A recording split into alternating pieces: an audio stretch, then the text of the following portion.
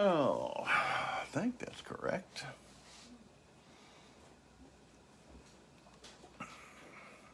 Somebody's on here. I'm hoping that I'd... Hello. Dolores Grant. Hello there. Not a name that I recognize, but that's okay. I don't have to recognize all the names that pop on here. Anyhow, a few more popped on. I am... Good Lord, I'm sideways again, aren't I? God damn it. Lord, that's annoying.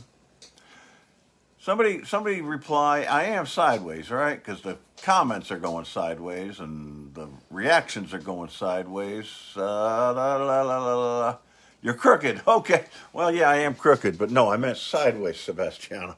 Hold on a second. Let me make this a little bit simpler for me in general. I will bring that up. Sorry about that. It can't seem to decide when it wants to be sideways and when it wants to be straightforward and all this other stuff. So now I've got to pull it completely out and redo that much of it, and I apologize. Okay, let's turn that way. There we go. Come on, get over there.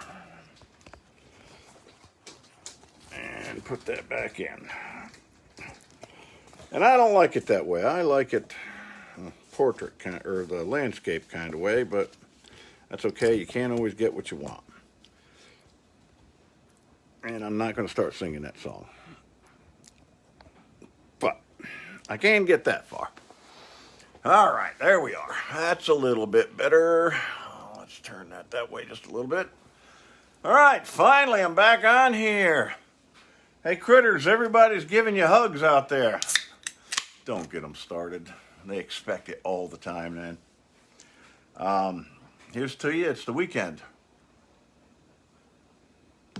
And, we got quite a number of people being on here. And that's a good thing. The last one wasn't very focused. I do want to focus on a thing today. And it's a thing that I've been looking at over the course of over the course of the last couple of years, a lot. But just the last few weeks in particularly have been enough of a reminder that we need to visit this and we need to talk about it. And we need to get something done about it. The first question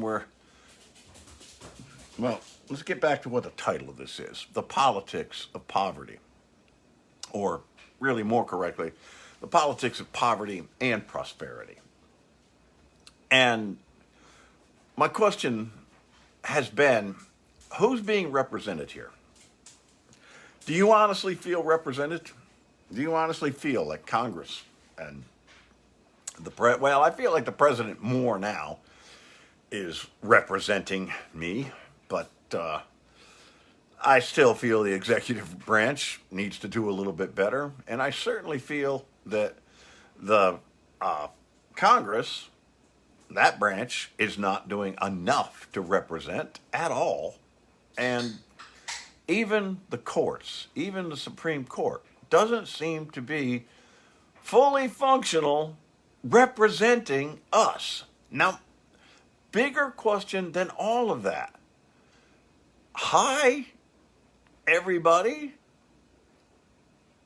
What are those people there for?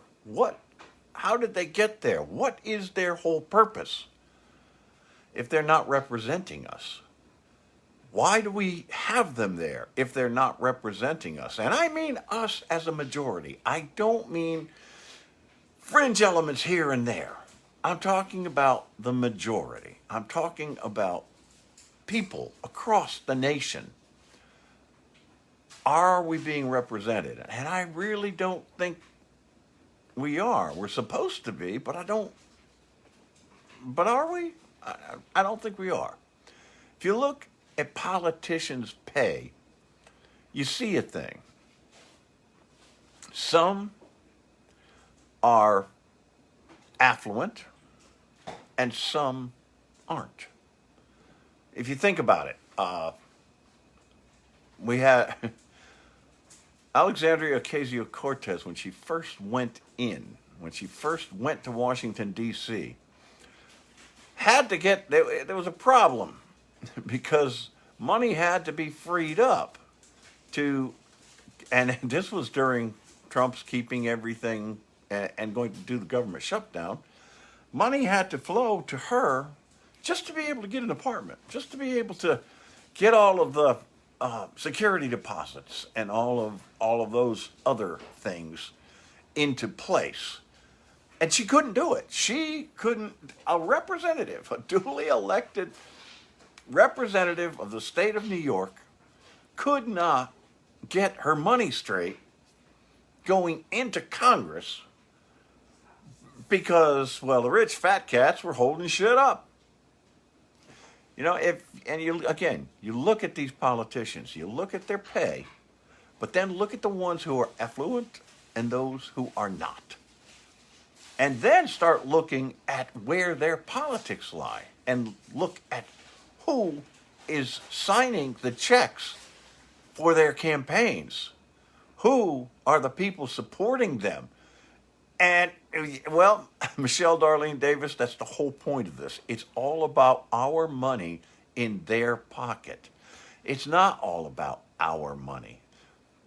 It's about our money in as much as we are the people that voted them in and we pay taxes and they're doing stuff with our money through the taxes that we pay. But those taxes aren't being paid by a whole lot of people. Those taxes aren't being paid by a whole lot of corporations. One of the things, and all of this, by the way, has to do with the Build Back Better plan.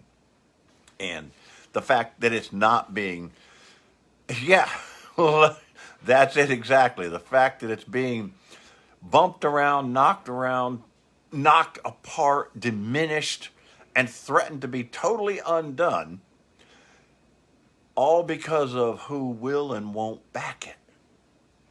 Again, the money aspect is right there.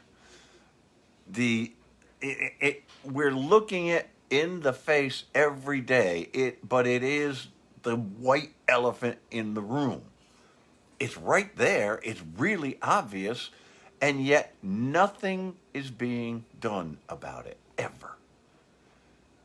The affluence in politicians seems to coincide with special interest and attention. In other words, the people that are getting represented, not us, is the special interests that are paying their way into Washington, D.C. and buying off our elected officials. We've got to put an end to that. Because there's a whole lot of things happening in this country that are, in fact, due to that. Richard, I can't bring you on camera. You must have accidentally hit that. But I can't do that right now. Representation of the people who can afford it is what we've got. It's part of the cycle of the rich getting richer, the poorer getting poorer. And we're just flat-ass designed that way, people. And it's time that we did something about the fact that all we're doing right now is fighting exactly the way this whole system was designed. Look at the different things that are put together that way. Medicine is a good example. The earliest part of the pandemic saw people like Donald J. Trump they get sick, but they had the benefit of the very best medicine to take care. Meanwhile, America is dying all around him. He gets it, and he gets the very best treatment in the world, and comes out a few days later and with a mask and acts all fucking Mussolini. That's the politics of poverty and prosperity. The medicine there, the entire system of medicine, as a profit industry, ensures that generally The rich get better care. I don't think it should be that way. It's fucking human right. The truth is, poorer nutrition. Wait, now, let's think about this. Poorer nutrition is less costly. Terrible food is less costly. Terrible medicine is less costly. Terrible food is less costly. Costly. How much does a Big Mac cost? How much does a salad cost at McDonald's? Everyone knows that one, but it goes a lot further than that. Look at potatoes versus sweet potatoes. White rice versus long grain and wild rice if you're buying it in bulk. Regular bottled water, just the plain old shit that you know really came out of a tap, as opposed to the stuff that's honestly purified. In other words, the healthy stuff that will keep us healthy is generally out of our price range. But they will feed us this shit time after time after time after time and not give a fuck if we all die. Great. Lucky us. It all leads to poor people not eating as healthy as their affluent counterparts. Look at it. I mean, and look at life expectancies because of poverty and the life expectancy of the affluent. There's quite a difference there. There are numbers to back this all up. I don't know about that for sure. And yeah, Delois, I don't know how you say that, but the country is tired of eating noodles. And you are absolutely right. It's a tough name for it, but you're right, Michelle. Selective genocide. Selective in as much as, well, those are just the poor people. It goes beyond that. Much of that disparity is furthered by the disparity in education.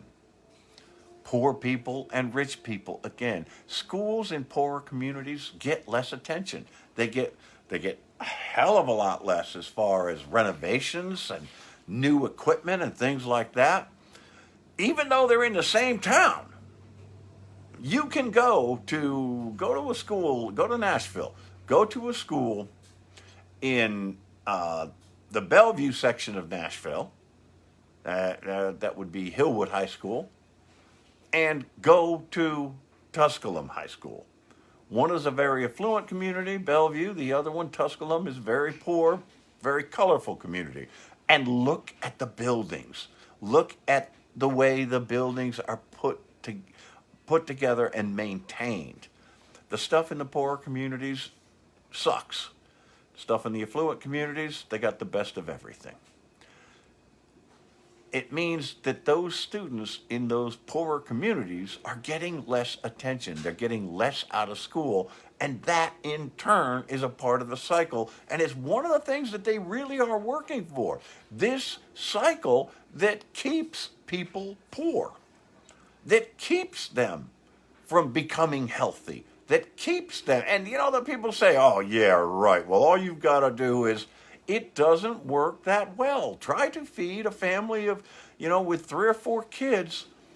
Go to the store and try to buy all healthy, nutritious food for them. Try to do it and tell me what that bill is. This is the politics of poverty. It's in the schools. They have less modernization, fewer programs, and worst of all, less accomplished educators.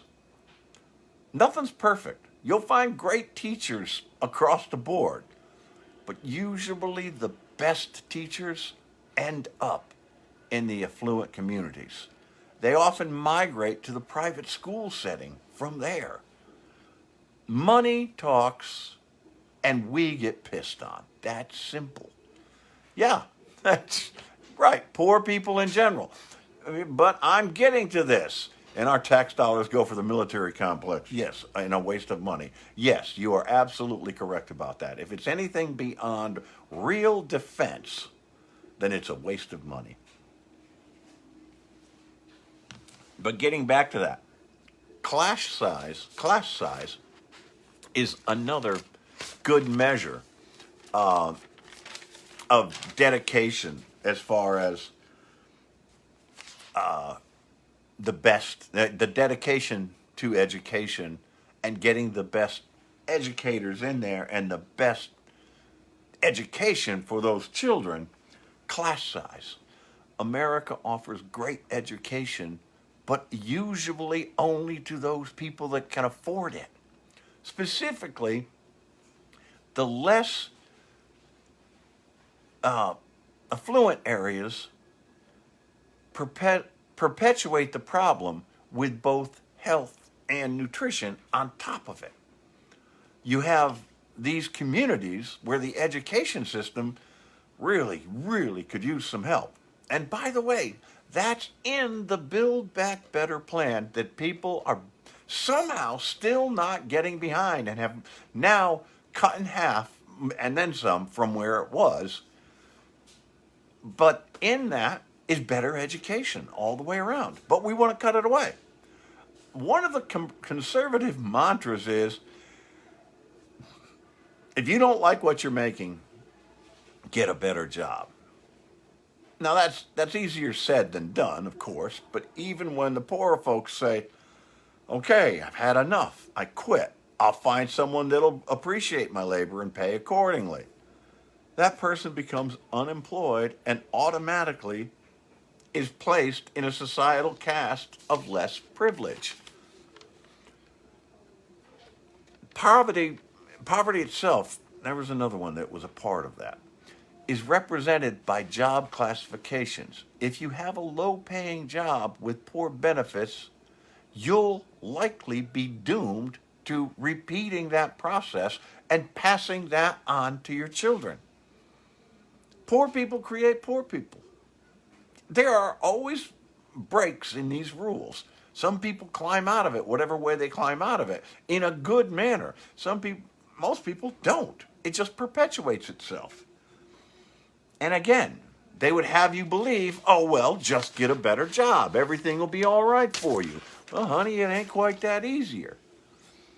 That person becomes unemployed and is placed in a societal caste of less prestige.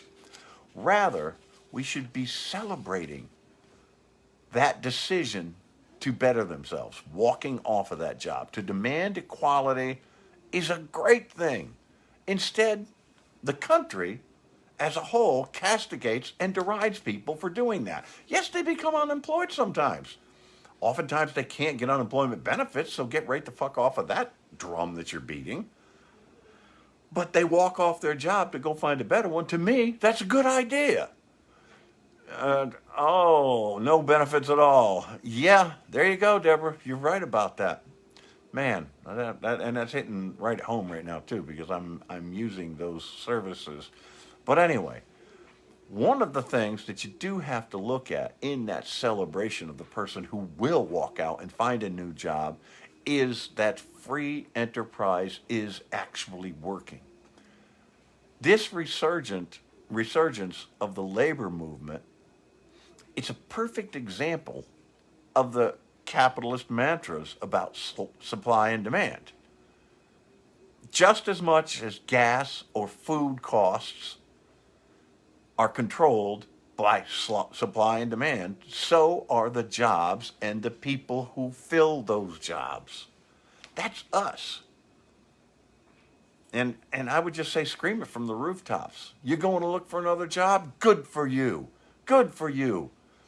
They need to stop shitting on us. They need to stop acting like we're their serfs. They need to stop acting like we're their slaves. We're not your fucking slaves.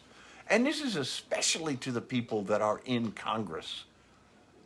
No, you represent us. Start fucking doing it. Start looking at the things that we demanded happen. Look at those demands and start acting on them. That's to all of them. That is specifically to Joe Manchin and Kristen Sinema, but it is still something that I would shout from the rooftops. $3.29 a gallon for gas at Costco today. You're right. In a situation where there isn't a heck of a lot of supply, it's up to those kind of prices. That is supply and demand. That's exactly how it works, George. It's that I don't like those prices, nor does anyone else, but that's how it works. It's the same damn thing with workers. They should be being paid more the exact same way. Yeah, well, I'm getting to that in just a moment, Brian.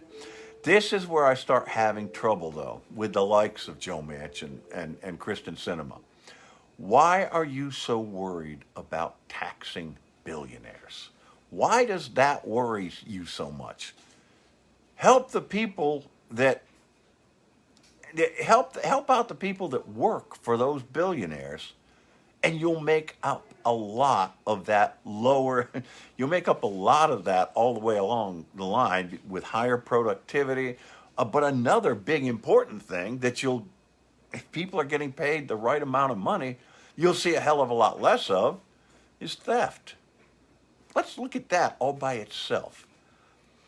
Here's a truth. Do you know where the biggest amount of theft outside of the really big ones are in the money industry? They're in the banking industry. That's where most of the in-house theft comes from. But that's usually perpetrated by the people at the top. Do you know what is the next biggest industry as far as theft? Food service. The food service industry. Restaurants having their people steal from them. Anything from food to alcohol to cash money. Mainly because a lot of that doesn't have the kind of protections that are built into some big corporations to keep pilferage from happening. But still, the food service industry. By the way, you know who some of the least well-paid people in this country are? Food service workers. These are the people that are feeling so desperate that they have to, that they feel they have to turn to theft. You pay people a living wage, you pay them enough, and get them out of poverty, they will not be stealing your shit. You're still going to have a few that steal just for the fun of stealing, but that's a whole different issue. That's a psychological, psychiatric issue. When it gets right down to living a life, you will decrease that as far as your costs. Probably they wouldn't have to worry about their staff. Exactly. That's precisely what I'm saying.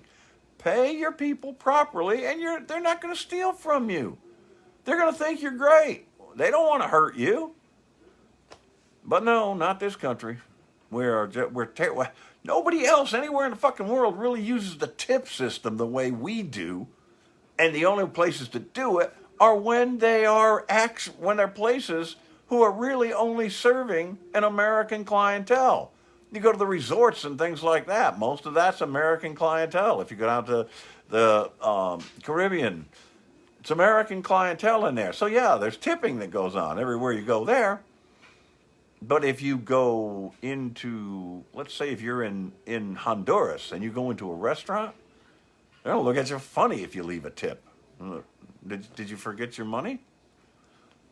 Because people are actually paid a wage, even in the poorest of countries. You're paid for the work the way that you do the work.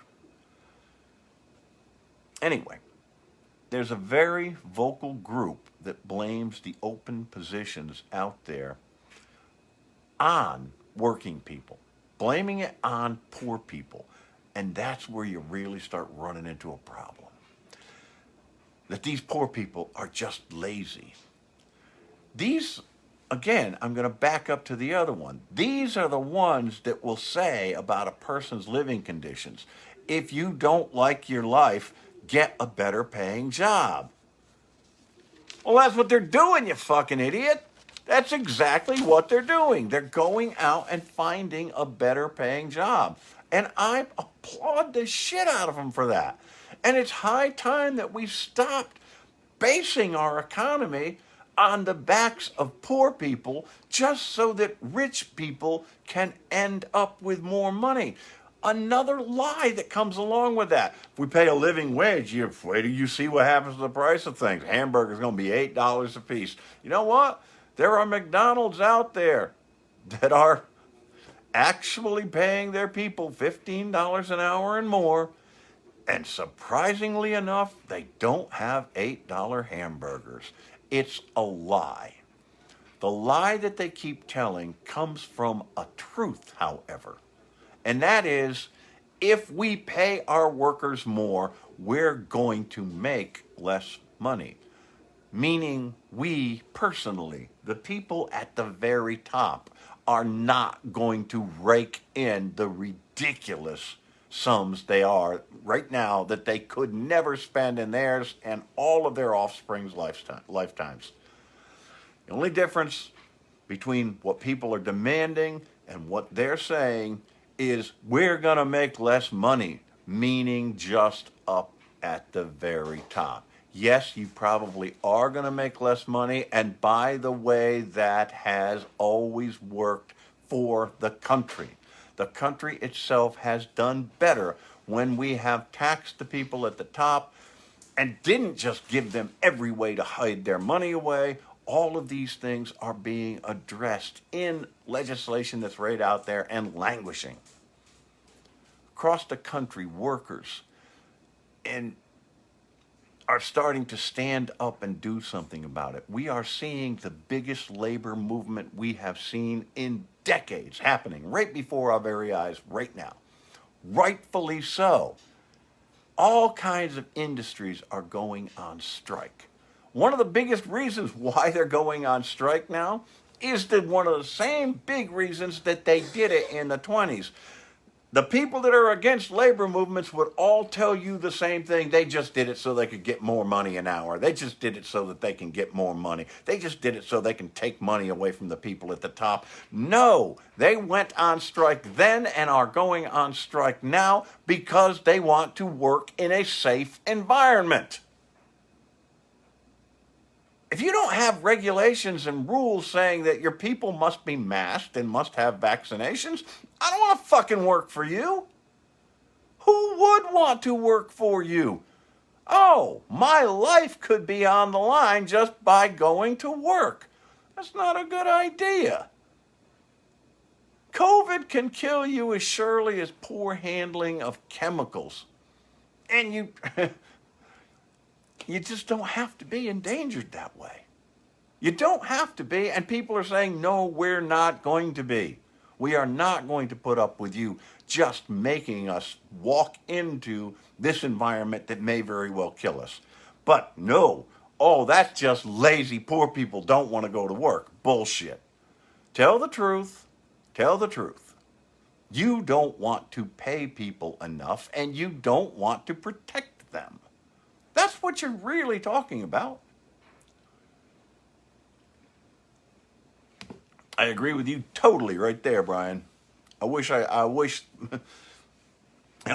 that I could offer the boon that is retirement to every single person that is watching this.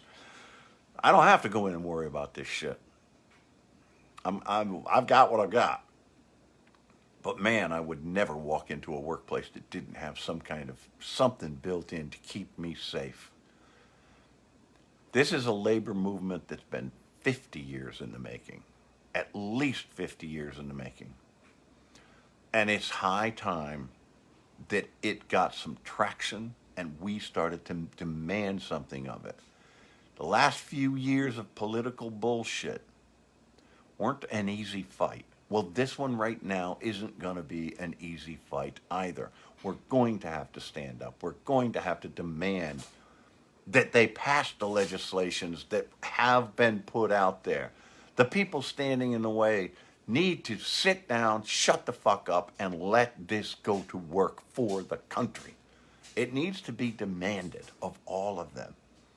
This all goes to a thing that I have espoused for as long as I can remember.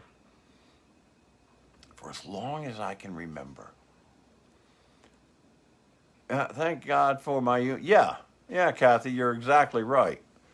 But you also, it isn't just the wages, though.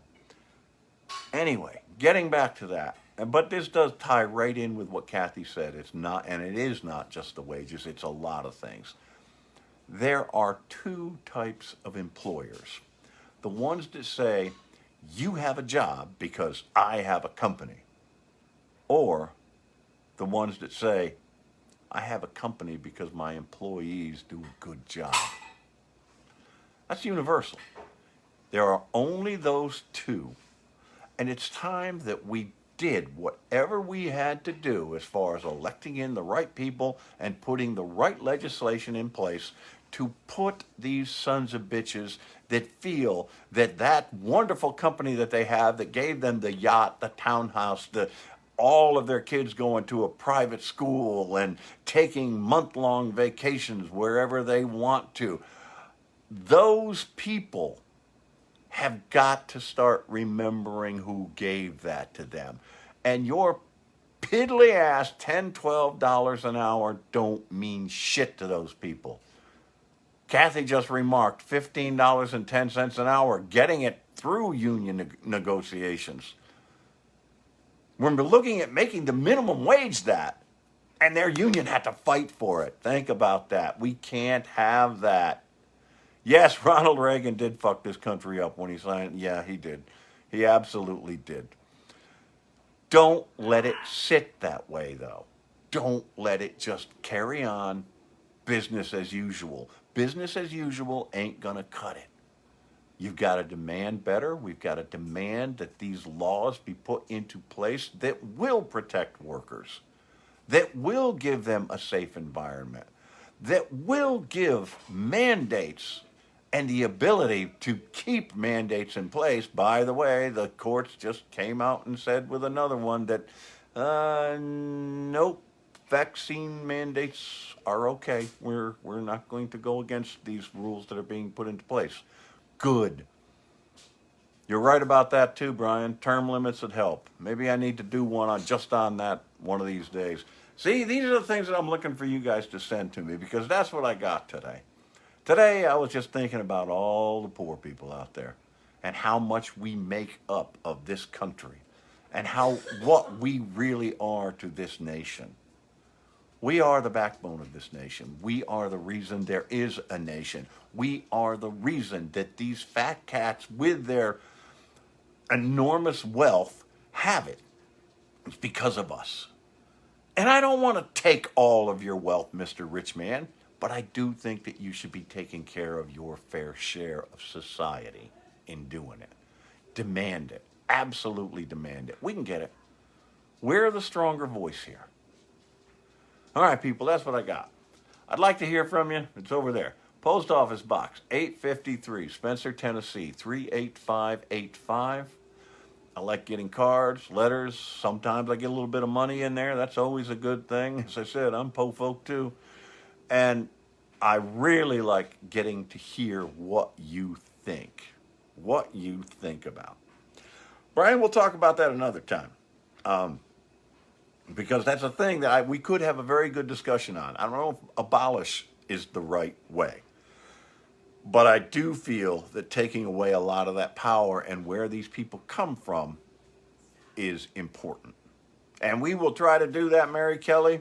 Y'all enjoy your evening, rest of your weekend. Again, happy Halloween. Yeah, and Valerie said happy Halloween and set the dogs off. I don't know how she did that. But anyhow, I love you, America. Share this shit.